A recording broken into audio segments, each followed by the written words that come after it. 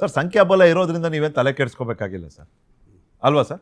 ಅಸಮಾಧಾನ ಇದ್ರೆ ಇತ್ತು ಸರ್. ನೀವು ಆವಾಗಲೇ 10 ಸತಿ ಹೇಳಿದಿರಪ್ಪ, ಇರೋದೇ 32 ಸ್ಥಾನ, ನಾವು ಎಷ್ಟು ಜನಕ್ಕೆ ತೊಗೊಳ್ಳಿಕ್ಕಾಗ್ತದೆ, ಎಷ್ಟು ಜನ ಮಾಡ್ಲಿಕ್ಕಾಗ್ತದೆ ಅಂತ ನೀವು ಆಗಲೇ ಹೇಳಿದಿರಿ. ಹೌದು. ಹೀಗಿದ್ದಾಗ ಈಗ ಅಸಮಾಧಾನ ಇರೋರು ಇರ್ತಾರೆ, ಇರಲೇ ಬಿಡಿ, ಅಲ್ವಾ ಸರ್? ಇಲ್ಲ ಪ್ರಶ್ನೆ ಅಲ್ಲ. ಈ ಒಂದು ಏನು ಅಸಮಾಧಾನ ಅನ್ನೋದು ಎಲ್ಲ ಪಕ್ಷಗಳಲ್ಲೂ ಕೂಡ ಆಯಾ ಸಂದರ್ಭದಲ್ಲಿ ಅಧಿಕಾರದಲ್ಲಿದ್ದಾಗ ಎಲ್ಲ ಕಡೆಯೂ ಬರುವಂಥದ್ದೇ. ಇದನ್ನು ಕಾಂಗ್ರೆಸ್ಸಲ್ಲಿ ಮಾತ್ರ ವಿಶೇಷವಾಗಿಯೂ ಬಂದಿಲ್ಲ. ಹಾಗಾಗಿ ಅಸಮಾಧಾನದ ಲಾಭ ಏನಾದ್ರು ಯಾರಾದರೂ ಪಡಿತೀವಿ ಅಂತೇಳಿ ಏನಾದರೂ ಹಗಲ್ಗನ್ಸು ಕಾಣ್ತಾ ಇದ್ದರೆ ಅದಕ್ಕಿಂತನೂ ತಪ್ಪು ತಿಳುವ ಯಾವುದೂ ಇಲ್ಲ ಅಂತ ನಾನು ಹೇಳ್ತೀನಿ. ಈಗೇನು ಅಸಮಾಧಾನ ಎಲ್ಲಿ ಯಾವ ರೀತಿಯಲ್ಲಿ ಅಸಮಾಧಾನ?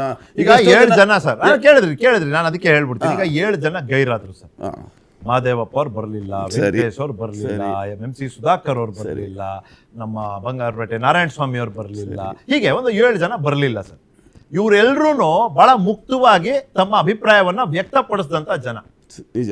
ಅಂದ್ರೆ ಒಂದು ನಾಯಕತ್ವದ ಮೇಲೆ ಪ್ರಭಾವ ಬೀರುತ್ತೆ ಸರ್. ಇದು ನಾಯಕತ್ವದ ಸ್ಥಾನದಲ್ಲಿರೋರು ಎಲ್ಲರನ್ನೂ ಒಗ್ಗೂಡಿಸಿ ತಗೊಂಡು ಹೋಗ್ಲಿಕ್ಕೆ ಆಗ್ತಿಲ್ಲ ಅನ್ನೋ ಒಂದು ಅಭಿಪ್ರಾಯವನ್ನು ರೂಪಿಸೋದ್ರಲ್ಲಿ ಇಂಥ ಘಟನೆಗಳು ಪ್ರಮುಖ ಪಾತ್ರ ನಿಭಾಯಿಸುತ್ತೆ. ಸರ್, ಈಗ ಏನು ಗೈರು ಹಾಜರಾಗಿದ್ದಾರೆ ಇದರಲ್ಲಿ ಹಲವಾರು ಜನ ಮಂತ್ರಿಗಳಾಗಿದ್ದವರು. ಹೌದು. ಹೊಸಬರಿಗೆ ಅವಕಾಶ ಮಾಡಿಕೊಡೋಂಥ ಒಂದು ವಿಚಾರವಾಗಿ ಸಮುದಾಯವಾರು ಅಥವಾ ಜಿಲ್ಲಾವಾರು ಇವ್ರನ್ನ ಪಕ್ಷದ ಕೆಲಸಕ್ಕೆ ಉಪಯೋಗಿಸ್ಕೋಬೇಕು ಅಂತೇಳಿ ನಮ್ಮ ಪಕ್ಷ ತೀರ್ಮಾನ ತಗೊಂಡು ಕೆಲವ್ರನ್ನ ಮಂತ್ರಿಮಂಡಲದಿಂದ ಕೈ ಬಿಟ್ಟಿದ್ದಾರೆ. ಹಾಗಂತ ಮಾತ್ರಕ್ಕೆ ಅವರು ಸಹಜ ಅಸಮಾಧಾನ. ನಾನು ಯಾರಿಗೆ ಸರ್ ನಮ್ಮಲ್ಲಿರೋ 136 ಜನಕ್ಕೂ ಮಂತ್ರಿ ಆಗಬೇಕು ಅನ್ನೋ ಆಸೆ ಇದೆ. ಆಫ್ಕೋರ್ಸ್ ಇಲ್ಲಿಗೆ ಅಸಮಾಧಾನ ತೋರಿಸೋಂಥವ್ರು ಇದೇ ಜನ ಇನ್ನು ಚುನಾವಣೆ ಬಂದಾಗ ಕಚೇರಿನ ಎಡತಾಗ್ತಾ ಇರ್ತಾರೆ, ಸೀಟ್ಗೋಸ್ಕರ ಎಡತಾಗ್ತಿರ್ತಾರೆ. ಆವಾಗ ಬಿ ಫಾರಂ ಸಿಕ್ಕಿದ್ರೆ ಸಾಕಪ್ಪ ಅಂತಿರ್ತಾರೆ.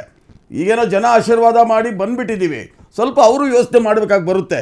ನಾವು ಇದ್ವಿ 3 ವರ್ಷ ಬೇರೆಯವ್ರಿಗೂ ಬಿಟ್ಕೊಡೋಣ ಅಂತ ಹೇಳಿ ಕೆಲವರು ಅವರು ನಮ್ಮ ಮೂಲಕ ಅವ್ರ ಪಕ್ಷದವ್ರಿಗೆ ಬೈತಿದ್ದಾರೆ ಸರ್. ಅವ್ರ ಪಕ್ಷದವ್ರಿಗೆ ಹೇಳ್ತಿದ್ದಾರೆ, ಏನ್ರಿ ನಿಮ್ಗೆ ಸಮಾಧಾನನೇ ಆಗೋದಿಲ್ಲ, ಅಸಮಾಧಾನ ಅಂತ ಹೇಳಿದ್ದು ಕೇಳಿದ್ರು. ಅವ್ರ ಅಸಮಾಧಾನ ಅದಕ್ಕೆ ನಾನು ಹೇಳ್ತಾರೆ ಅಸಮಾಧಾನ ಅಂತ ಹೇಳಿದ್ದಕ್ಕೆ. ಹಾಗಾಗಿ ಆಸೆ ಎಲ್ರಿಗೂ ಇದ್ದೇ ಇರುತ್ತೆ. ನೀವು ಹೇಳ್ದಂಗೆ ನಿಮ್ಮ ಪ್ರಶ್ನೆಯಲ್ಲೇ ಇರೋ ರೀತಿಯಲ್ಲಿ 134 ಸೀಟ್ ಯಾವ ರೀತಿ ಹಂಚೋದು ಸರ್? ಹಾಗಾಗಿ ನಮ್ಮಲ್ಲಿ ಏನಿಲ್ಲ, ಸಣ್ಣ ಪುಟ್ಟ ಅಸಮಾಧಾನ ನಮ್ಮಲ್ಲಿ ಇಲ್ಲವೇ ಇಲ್ಲ ಅಂತ ನಾನು ಹೇಳ್ತಾ ಇಲ್ಲ. ನಾವು ಅದೆಲ್ಲವನ್ನ ಸರಿಪಡಿಸ್ಕೊಂಡು ಸರಿ ತೂಗಿಸ್ಕೊಂಡು ನಾವು ಮುಂದಕ್ಕೆ ಹೊರಡ್ತೀವಿ, ಒಳ್ಳೆ ಸರಿ. ನೀವು ಗಮನಿಸಿದ್ದೀರಾ, ಸಿದ್ದರಾಮಯ್ಯನವ್ರ ಅಧಿಕಾರದಲ್ಲಿ ಇಲ್ಲ ಅಂದ್ರೆ ಅಸಮಾಧಾನ ಸ್ವಲ್ಪ ಎದ್ದು ಕಾಣ್ತದೆ. ಸಿದ್ದರಾಮಯ್ಯನವ್ರು ಮೌನವಾಗಿದ್ರೆ ಅಸಮಾಧಾನ ಎದ್ದು ಕಾಣ್ತದೆ. ಸಿದ್ದರಾಮಯ್ಯನವ್ರು ಮುಖ್ಯಮಂತ್ರಿ ಆಗಿದ್ದಾಗ ಈ ರೀತಿಯ ಅಸಮಾಧಾನ, ಈ ಅಲೆ, ಈ ಭಿನ್ನಾಭಿಪ್ರಾಯ, ಬಂಡಾಯ ಇವೆಲ್ಲ ನಾವು ಯಾವ್ದು ನೋಡ್ಲಿಲ್ಲಪ್ಪ. ಅಂದ್ರೆ ಅದೇನು ಸರ್ಕಾರದ ಮೊದಲನೇ ಅವಧಿ ಅಂತ ಹಂಗಾಗುತ್ತೋ ಅಥವಾ ಸ್ಟಾರ್ಟಿಂಗು ಸರ್ಕಾರದ್ದು, ಈಗ ಹೊಸ ಸರ್ಕಾರ ಬಂದಿದೆ ಮುಂದೇನೂ ಅವಕಾಶ ಇರುತ್ತೆ ಅಂತ ಅಸಮಾಧಾನವನ್ನು ವ್ಯಕ್ತಪಡಿಸೋದಿಲ್ವೋ? ಹೇಗಿದನ್ನು ನಾವು ಗಮನಿಸಬೇಕು. ಯಾಕಂದ್ರೆ ಅವತ್ತು ಹಿರಿಯ ಶಾಸಕರಿದ್ರು. ಇದೇ ಮೊಳಕಾಲ್ಮೂರಿನ ಗೋಪಾಲ್ ಕೃಷ್ಣ ಅವರು ಅವತ್ತಿಗೂ ಇದೇ ಹಿರಿತನವನ್ನ ಇಟ್ಕೊಂಡವ್ರಲ್ವಾ? ಪ್ಲೀಸ್ ಒಂದು ಉದಾಹರಣೆ ಕೊಟ್ಟೆ ಅಷ್ಟೇ. ಉದಾಹರಣೆ ನನಗೆ ಅನ್ಸೋದು ಏನಂದರೆ, ರಾಜಗೌಡರು ಸ್ವಲ್ಪ ಬೇಜಾರಾಗ್ಬೋದು. ಏನಂತಂದರೆ, ಈ ಜನತಾದಳದ ಇತಿಹಾಸ ಇದೆಯಲ್ಲ, ಅದು ಸಿದ್ದರಾಮಯ್ಯನವ್ರ ಜೊತೆಗಿದೆ. ಅವ್ರಿಗೆ ಯಾಕೆ ಬೇಜಾರು? ಅವರೇ ಹೇಳ್ಕೊತಾರಲ್ಲ, ನಾವೇ ಕಳಿಸೋದು ಸಿದ್ದರಾಮಯ್ಯ. ಅಲ್ಲ, ಆ ಇತಿಹಾಸ ಇದೆಯಲ್ಲ, ನೀವು ನೋಡಿ ಜನತಾದಳ ಸರ್ಕಾರ ನಮ್ಮ ರಾಜ್ಯದಲ್ಲಿದ್ದಾಗೆಲ್ಲ ಹಿಂದೆ ಏನೇನು ಡೆವಲಪ್ಮೆಂಟ್ಗಳಾಗಿದೆ ಅದನ್ನು ನೋಡಿದ್ರೆ ನಿಮ್ಗೆ ಆ ರಾಜಕೀಯ ಹೇಗೆ ಅದನ್ನು ಆ ರಾಜಕೀಯ ಮಾಡೋದು ಇದೆ ಅಂತಿದೆಯಲ್ಲ, ಅದನ್ನು ಬಹುಶಃ ಸಿದ್ದರಾಮಯ್ಯನವರು ಚೆನ್ನಾಗಿ ಅದ್ರಲ್ಲಿ ಪಳಗ್ಬಿಟ್ಟಿದ್ದಾರೆ. ದೇವೇಗೌಡರ ಜೊತೆ ಪಳಗ್ದರು ಅವರು.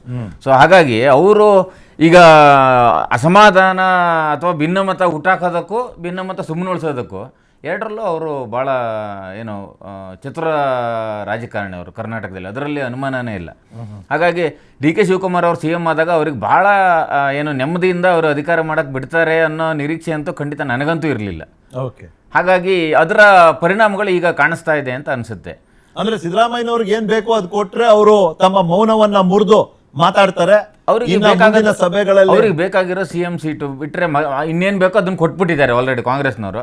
ಮಗನನ್ನ ಫಸ್ಟ್ ಇದರಲ್ಲೇ CM ಮಾಡಿದ್ದಾರೆ. ಕೇಳಲಿಕ್ಕಿಲ್ಲ, ಬಟ್ ಏನಂದ್ರೆ ಒಂದು ಸಣ್ಣ ಅಸಮಾಧಾನ ಅಥವಾ ಒಂದು ಇದು ಒಳಗಡೆಯಿಂದ ಇರುತ್ತಲ್ಲ. ಅಲ್ಲ, ತನ್ನ ಜನ ಅಂತ ಯಾರ್ಯಾರು ಗುರುತಿಸಿದ್ರು ಅಥವಾ ಇವ್ರು ಯಾರನ್ನ ಶಿಫಾರಸ್ ಮಾಡಿದ್ರು ಅವ್ರಿಗೆ ಕೊಟ್ರೆ ತನಗಾಗ್ಬೋದಾ ಅಂತ. ಯಾಕಂದ್ರೆ ಸಿದ್ದರಾಮಯ್ಯನವ್ರನ್ನ ಈ ಪರಿಸ್ಥಿತಿನಲ್ಲಿ ಮ್ಯಾನೇಜ್ ಮಾಡ್ಬಿಟ್ರೆ, I mean in my limited experience ನಾನು ಹೇಳೋದು 50% of the problem is solved or 51% of the problem ಅಂತ ಅನ್ಸುತ್ತೆ. ಬಟ್ CM ಆದವ್ರಿಗೆ ಎಲ್ಲದನ್ನು ಬೇರೆಯವರ ಇದಕ್ಕೆ ತಕ್ಕಂಗೆ ಮಾಡೋಕ್ಕಾಗಲ್ವಲ್ಲ. ಬಟ್ ನೀವು ಮೊದಲು ಮಾತಾಡ್ತಾ ಹೇಳಿದ್ರಲ್ಲ, ಏನಂದರೆ ಕಾಂಗ್ರೆಸ್ ಹೈಕಮಾಂಡ್ ಫಸ್ಟ್ ಸ್ವಲ್ಪ ಎಡು ಬಿಡ್ತು ಅಂತ ಅನಿಸುತ್ತೆ ನನಗೆ. ಅದನ್ನು ಸ್ವಲ್ಪ ಚೆನ್ನಾಗಿ ಅವರು ಮ್ಯಾನೇಜ್ ಮಾಡ್ಕೊಂಡಿದ್ರೆ ಈ ಥರ ಅಸಮಾಧಾನಕ್ಕೆ ಅಥವಾ ಈ ಥರ ಭಿನ್ನಮತಕ್ಕೆ ಅವಕಾಶ ಇರ್ತಿರ್ಲಿಲ್ಲ. ಇಲ್ಲ, ಆ ಪ್ರಶ್ನೆಗೆ ಬರ್ತೀನಿ. ಗೋವಿಂದರಾಜು ಅವರೇ ಮತ್ತೆ ರಾಜು ಗೌಡ್ರೆ, ನೋಡಿ ನಿಮ್ಮ ಮುಂದೆ SIRದು ಲೇಟೆಸ್ಟ್ ವಿಷಯ. ಈಗ ಬೆಂಗಳೂರಿನಲ್ಲಿ ಡಿಲೀಟ್ ಆಗಿರುವಂಥ ಮತಗಳ ಪೈಕಿ ಬಹುತೇಕ ಮತಗಳು BJP ಶಾಸಕರಿರುವಂಥ ಕ್ಷೇತ್ರದಲ್ಲಿ ಡಿಲೀಟ್ ಆಗಿದೆ ಅಂತ ವರದಿ ಬಂದಿದೆ. ಅದು ನೀವು ಫೈಟ್ ಮಾಡಬೇಕಾಗಿರುವಂಥದ್ದು ಮುಂದಿನ ದಿನಗಳಲ್ಲಿ. ಅದು ಬೈ ಆ್ಯಂಡ್ ಲಾರ್ಜ್ ಅದು ಎಲೆಕ್ಷನ್ ಕಮಿಷನ್ಗೆ ಸಂಬಂಧಪಟ್ಟಿದ್ದು, ಸ್ಥಳೀಯ ಸರ್ಕಾರಕ್ಕಲ್ಲ ಅದು. ಆದರೂ ಆ ಡಿಲೀಷನ್ ಪ್ರಾಸೆಸ್ ಅಲ್ಲಿ ಭಾಗವಹಿಸಿದಂಥವ್ರು ಯಾರು ಏನು ಅದೆಲ್ಲ ಡೀಟೇಲ್ಸ್ಗೆ ಹೋಗ್ಬೇಕಾಗ್ತದೆ. You will have to fight. ಅದನ್ನ ರಸ್ತೆ ಮೇಲೆ ನೀವು ಹೋರಾಟ ಮಾಡಬೇಕಾಗ್ತದೆ.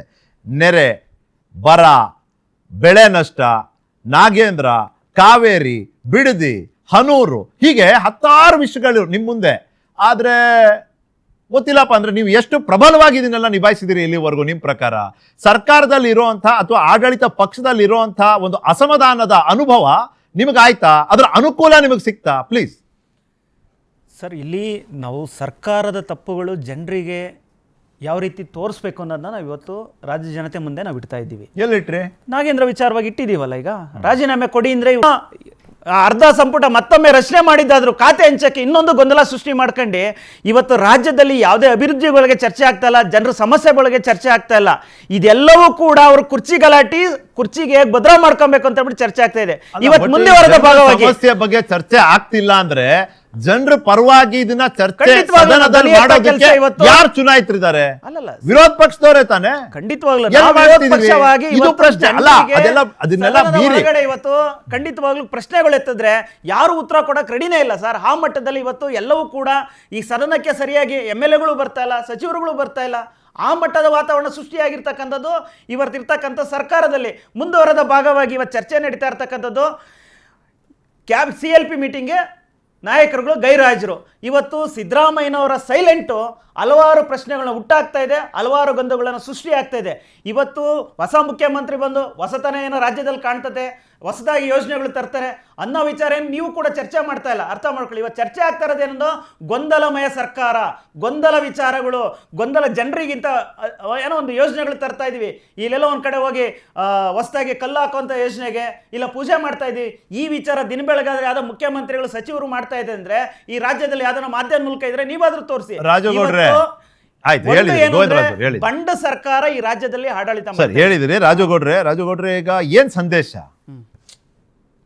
ಯಾರು ಯಾರಿಗೆ ಏನು ಸಂದೇಶ ಕೊಡ್ತಾ ಇದ್ದಾರೆ? ಇಲ್ಲ, ಸಿದ್ದರಾಮಯ್ಯನವರು ಅವ್ರು ಕೊಟ್ಟಂಥ ಸಂದೇಶ ಸ್ಪಷ್ಟವಾಗಿದೆ. ಹೈಕಮಾಂಡ್ಗೆ ಈ ಹಿಂದೆ ಡೆಲ್ಲಿಲಿ ಕೂತು ಒಂದು ಪ್ರೆಸ್ ಮೀಟ್ ಮಾಡಿದ್ರು, 5 ವರ್ಷ ನಾನೇ CM ಅಂತ. ಸೊ ಹೈಕಮಾಂಡು ನನ್ನನ್ನು ಮೀರಿ ನೀವೇನೋ ಮಾಡಿದ್ದೀರಿ, ನೀವೇನೋ ಮಾಡ್ತಾ ಇದ್ದೀರಿ, ಇನ್ನೂ ಈಗಲೂ ಮಾಡ್ತಾನೇ ಇದ್ದೀರಿ. ಯಾಕೆಂದರೆ ಅವ್ರು ಕೊಟ್ಟಂಥ ಒಂದು ಪಟ್ಟಿಲೂ ಅವ್ರದ್ದೇ ಆದಂಥ ಯಾರು ಮಂತ್ರಿಗಳು ಆಗಲಿಲ್ಲ.